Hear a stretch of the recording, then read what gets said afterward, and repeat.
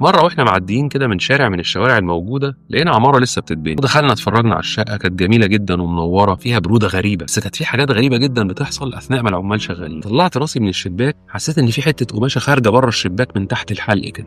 فبصي بادئ من هنا، بصي بادئ من أول هنا. ما تحطش ايدك.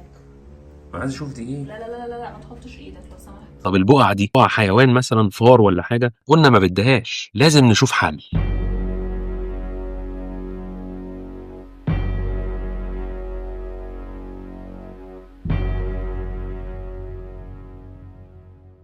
بعد الأحداث اللي انتوا شفتوها دي، قررت أعمل رؤية شرعية في البيت، وكمان أجيب شيخ يقرأ قرآن كل فترة، بحيث إن الحاجات دي تروح بقى وتختفي. فعلا كلمت واحد صديقي يعرف شيخ كويس بيفهم قوي في الحاجات دي، وجه الشيخ وبدأ يعمل الرقية الشرعية ويقرأ القرآن. الموضوع ده كان بيتكرر كل أسبوع مرة واحدة يوم الجمعة بعد الصلاة، وفعلا بعد فترة بدأت الأحداث تختفي تماما وما بقاش يظهر أي حاجة. بس أنا بعد شوية ما بقيتش قادر على الالتزام في ميعاد الشيخ، لأنه كان بيجي كل جمعة. الموضوع ما كانش بيبقى سهل إنك تخليها عادة أسبوعية وتلتزم فيها كمان، خاصة إن يوم الجمعة ده بيبقى يوم المقابلات العائلية، وتقريبا بيبقى هو اليوم الوحيد اللي بنروح فيه لأهالينا. فالموضوع كان صعب جدا في الالتزام. فرحت متصل بالشيخ واعتذرت له عن الميعاد، قلت له معلش احنا هنأجل الميعاد ده أسبوعين كده لأني عندي شغل ومسافر. والحمد لله بعدها ما حصلش أي حاجة والدنيا مشيت تمام.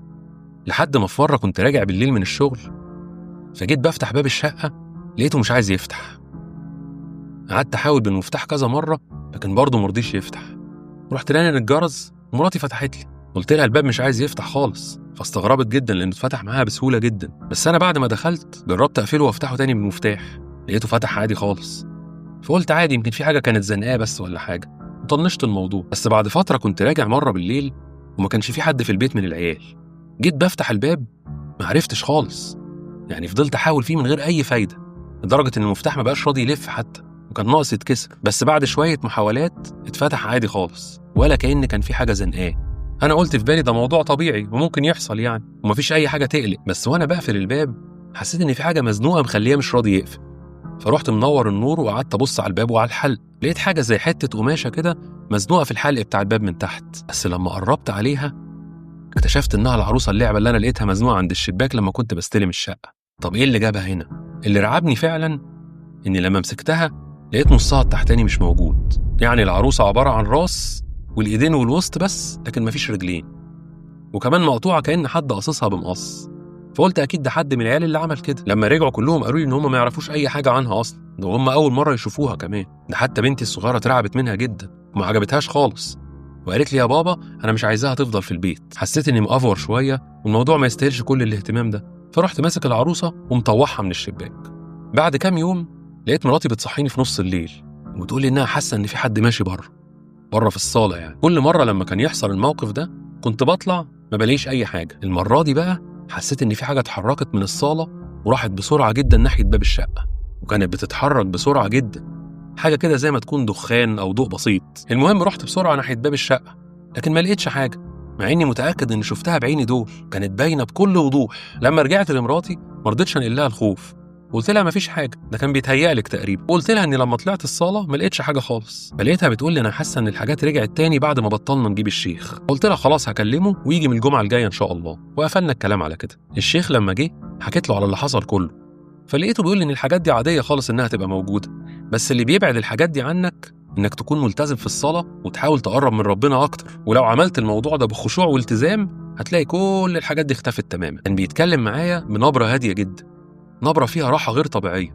وكأن الموضوع عادي خالص وما يستاهلش القلق ده كله. بصراحة أنا كنت مستني إن هو يقول لي حاجة تانية مثلا زي إنه يحذرني أو يقول لي سيب المكان، لكن للأسف ما قاليش أي حاجة. من بعدها قررت أسمع كلامه وأحاول ما أفوتش أي صلاة، والتزم بقراية القرآن الصبح أول ما أقوم من النوم، ولو حتى صفحتين من المصحف. وفعلا بدأت أعمل الكلام ده والدنيا مشيت تمام التمام، والشيخ كل جمعة بيجي في ميعاده والدنيا ماشية زي الفل. كنت في مرة قاعد في مكتبي فدخل عليا واحد من الناس الموجودين هناك، واحد من زمايلنا يعني، وقال لي إن هو كان سهران في المكتب امبارح بس حس إن في حاجة مش مظبوطة كده في المكان. فأنا قلت له حاجة زي إيه يعني؟ راح قايل لي إن هو حس إن كأن في حد كان معاه في المكتب بالرغم إنه كان لوحده. زمان لما كنت بسمع الكلام ده كنت بقول إن دي تخاريف أو اللي بيحكي ده مثلا أعصابه تعبانة، لكن دلوقتي وبعد اللي بيحصل لي في الشقة دي عرفت إن الكلام ده مش تخاريف خالص. فقلت له طب إيه اللي حصل بالظبط؟ احكي لي. بيقول لي إنه كان قاعد بالليل على الساعة 10 11 بالليل كده تقريبا، فحس إن في حد بيتحرك في الأوضة في مكتب من المكاتب الداخلية، بس المكاتب دي بعد ما الموظفين بيمشوا بيقفلوها. فهو معرفش يفتح المكتب اللي كان فيه الحركة ده، بس بيقول لي إن هو لما بص جوه حس كأن في حد بيتحرك، بس الحد ده مش باين تفاصيل وشه خالص. فقلت له ما يمكن حرامي ولا حاجة. راح قال لي لا طبعا مش حرامي، لأنه كان بيتحرك عادي خالص في الأوضة، وأول ما وصل لنصها اختفى. أنا في الوقت ده كنت مركب كاميرات في المكتب عندي، بس الكاميرات دي ما كانتش بتجيب كل المكاتب، يعني بتجيب مكتبي بس والصالة الخارجية للمكاتب. وأنا كنت مركب الكاميرات دي لأن ساعات كان بيحصل مشاكل مع بعض الناس اللي تيجي تتعامل مع المكان، وكمان لأن ده مكتب الحسابات والخزنة موجودة فيه، وساعات بيكون في مبالغ مالية كبيرة جدا، فالكاميرات هنا كانت للتأمين، هو ده كان غرضها بس. بعد ما سمعت كلام زميلي قلت له هشوف الموضوع وإن شاء الله خير، ما تقلقش هيطلع مفيش حاجة بإذن الله. فقال لي لا أنا متأكد إن في حاجة مش طبيعية في المكان ده، إن اللي أنا شفته ده كان بمنتهى الوضوح ولا يمكن أكدب عيني. وراح مخلص كلامه وراح سايبني وماشي وهو منزعج جدا.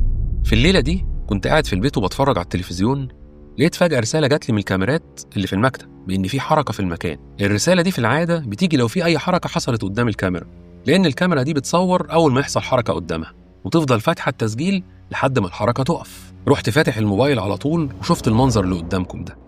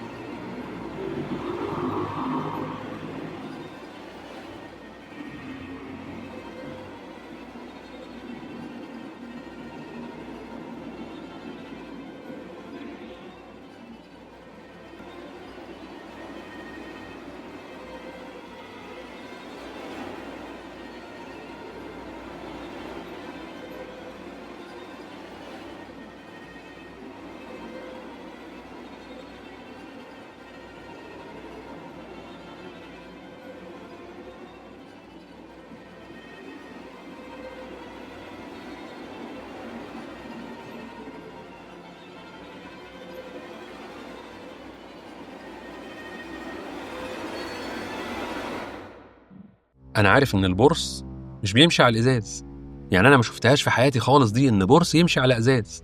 هو دايما يحب يمشي على الأسطح الخشنة زي الطوب الأحمر مثلا، البلاط الخشن ده حتى ما بيرضاش يمشي مثلا على سيراميك أو أرض ناعمة. فده إزاي كان ماشي كده على الإزاز؟ وبعدين في آخر الفيديو طلع لفوق. طب راح فين والحتة دي مقفولة تماما ما تعديش نملة؟ قررت تاني يوم أروح المكتب وأخلي الساعي اللي هناك ينظفه تنظيفة تمام ويجيب رش كمان ويعمل كل اللازم بحيث يعقم المكان. وفعلا رحت تاني يوم وخليتهم يرشوا المكاتب كلها ويعقموها على الآخر. تبص على المكان اللي البورصة ماشي ناحيته، لقيته فعلا ما فيهوش حتة ممكن يدخل فيها خالص، لأن السقف معمول بالجيبسون بورد ومفيش فتحة تدخل نملة حتى زي ما قلت لكم. طب البورصة ده كان رايح فين؟ الموضوع قلقني جدا لدرجة إن وأنا قاعد في البيت بقيت متحفز لأي إشعار يجيلي من الكاميرا بإن في حركة. بس بعد الموقف ده ما حصلش حاجة، مع إني كنت مستني بس الكاميرا تبعت لي إشعار، ولكن ما فيش حاجة حصلت. عدت فترة من الوقت وما حصلش حاجة. بس كنت في مرة وأنا قاعد في البيت بالليل، كنت ساعتها قاعد لوحدي، الولاد كانوا بره كانوا خارجين، سمعت صوت حد بيقلب معلقة في المطبخ كأن حد بيعمل قهوة ولا حاجة، نفس الصوت اللي بسمعه الصبح لما مراتي بتقوم تعمل الصبح القهوة بتاعتها. الصوت كان واضح جدا لدرجة إني من كتر الخوف ما رضيتش أقوم أشوف فيه إيه، وكل ده وصوت التقليب شغال ورا بعضه. وشوية كده وراح ساكت. بعدها رحت مستجمع شجاعتي وقمت عشان أشوف فيه إيه، بس لما دخلت المطبخ ما لقيتش أي حاجة. لما بصيت على الحوض لقيت الكنكة بتاعت القهوة في الحوض وفيها بواقي بن كده، مع إني متأكد إن الحوض كان فاضي تماما وما كانش فيه أي حاجة موجودة. مش عارف يمكن أنا كان بيتهيألي، بس ده اللي حصل ساعتها. تاني يوم وأنا رايح الشغل قعدت أفكر في اللي بيحصل، وأقول هو المشكلة فيا ولا في المكان ولا في حد هو اللي ورا الكلام ده. واحد ما بأذيش حد خالص وسيرتي حلوة في كل مكان، وتقريبا ما عنديش أعداء ومفيش حد زعلان مني بمعنى أصح، وحتى لو حد زعلان مش هتوصل لمرحلة إنه يأذيني بالطريقة دي. بس بسبب الأحداث اللي بتحصل دي الموضوع سيطر على دماغي بطريقة غير عادية، وبقيت متحفز لأي حدث يحصل عشان أشوف هل أنا بيتهيألي ولا الحاجات دي بتحصل فعلا. مرة كنا بنتغدى أنا ومراتي والعيال، فسمعت صوت حاجة بتقع في الحمام، بس صوتها كان عالي جدا والصوت يبان كأنه شباك وقع من مكانه مثلا ولا حاجة كده. وفعلا لما رحت الحمام لقيت الشباك الألوميتال الصغير واقع ومتكسر والإزاز بتاعه واقع في كل حتة، بس الحمد لله ما كسرش أي حاجة في الحمام. ولكن على طول افتكرت الموقف اللي حصل لي قبل كده بتاع السخان في الشقة القديمة، لأنه نفس الموقف بالظبط. ولكن للحظة افتكرت إن في مرة كان في سباك عايز يشتغل في الشقة اللي فوقينا، وكان لازم يدخل من الشباك عندي عشان يعرف يوصل للعطل. فهو يومها فك مسامير الشباك عشان يعرف يفكه ويخرج من مكانه. فكده شكله تقريبا وهو بيركبه ما ركبش المسامير كويس، لأن كل حاجة ليها سبب علمي. بس لما مسكت الشباك لقيت المسامير موجودة فيه، يعني كانت راكبة، بس يمكن هو ما ربطهاش كويس، ملهاش تفسير تاني. المهم كملنا الغدا بتاعنا واليوم عدى عادي. بس بالليل بنتي الصغيرة لقيتها بتحكي لي إنها كل يوم بتشوف حد واقف على باب أوضتها وعمال يبص عليهم، والموضوع ده اتكرر تقريبا كذا مرة. بس هي بتقول إنها اليومين دول كل يوم بتشوفه. أنا بصراحة بعد الأحداث اللي بتحصل لي دي بقيت بصدق كل حاجة، بس ساعات أقول لنفسي وهم برضو بيسمعونا وإحنا بنتكلم عن الحاجات دي من غير ما نقصد، فممكن الخيال ياخدهم ناحية التفكير فيها. الخيال ده يخليهم يتخيلوا إن ممكن حاجات زي دي تحصل. بس في مرة وأنا نايم بالليل جيت أقوم من السرير لقيت فعلا حد واقف على الباب، حد شكله وحش جدا وباصص في عيني بطريقة مرعبة جدا. ولما حاولت أقوم ما قدرتش أتحرك خالص. حسيت إن هو بيبص عليا وملامح وشه كلها غضب، غضب غير عادي، وكان بيقرب ببطء ناحيتي. فصوتي ما كانش طالع ولا عارف حتى أقاوم، الدنيا ضلمة جدا ومع ذلك شايفه بكل وضوح. وفجأة لقيت نفسي بزعق بصوت عالي ومفيش حاجة حواليا خالص حصلت من اللي أنا شفتها دي. ببص على الساعة لقيتها الساعة 2 بالليل، وكان كله نايم تقريبا، حتى مراتي ما سمعتنيش وأنا بزعق. بعدها قررت إن أنا أنفذ نصيحة الشيخ والتزم في الصلاة وما فوتش أي فرض، وأرجع تاني لقراية القرآن الصبح أول ما أقوم من النوم، وأجيب الشيخ تاني كل جمعة، لأن الموضوع بدأ يأثر على حياتي وشغلي ومبقتش عارف أتصرف إزاي. حتى بالليل لما كان يجي ميعاد النوم يعني ببقى نعسان جدا، أول ما أدخل أخاف أنام لأحلم بحاجة وحشة ولا يحصل حاجة. وبعد ما بدأت أخلي الشيخ يجي من تاني والتزمت في الصلاة والقرآن زي ما قلت لكم، الدنيا مشيت تمام التمام. لحد ما في يوم من الأيام وإحنا نايمين بالليل، يعني على الساعة 2:30 بالليل كده تقريبا، سمعنا صوت حاجة بتقع في الصالة. ولما رحت أشوف فيه إيه لقيت فازة إزاز كانت محطوطة على البوفيه وقعت على الأرض وبقت كلها حتت. الغريبة إنها كانت في نص البوفيه، يعني مثلا مش محطوطة على طرف البوفيه أو حتى في شباك مفتوح وهوا يوقعها. طب إيه اللي وقعها؟ اللحظة دي قررت أجيب كاميرا زي اللي عندي في الشغل بالظبط وأركبها في الصالة وأشوف إيه اللي هيحصل. الموضوع ده أنا جربته قبل كده كذا مرة، يعني لما كنا بنسافر مثلا نروح مصيف ولا حاجة كنت بسيب الكاميرا في البيت عشان أراقب القطة، لو حصل حاجة ولا كده أبقى شايفها أبعت لها حد بسرعة يحل الموضوع. كنت ساعات في بعض التسجيلات بشوف حاجات غريبة في الكاميرا، ولكن للأسف كل الملفات اتمسحت. بس قبل ما أعمل لكم الفيديو ده فتحت الهارد ديسك بتاعي القديم وقعدت أدور فيه كده، لقيت بعض ملفات الكاميرا سليمة، ولقيت فيديو خطير في وسط الفيديوهات هتشوفوه دلوقتي. المشهد ده كان تقريبا الساعة 10 بالليل واحنا كنا خارجين انا والعيال، مش فاكر وقتها كان ايه الوضع يعني. فلقيت فجأة الكاميرا بتديني اشعار بان في حركة، فانا ساعتها كان عندي قطة، فكان اي اشعار بيجي بقول على طول دي تلاقيها هي القطة بتتحرك قدام الكاميرا ولا حاجة. بس في اليوم ده بالذات جالي فضول ان افتح الاشعار ده لاني حسيت انها مش القطة.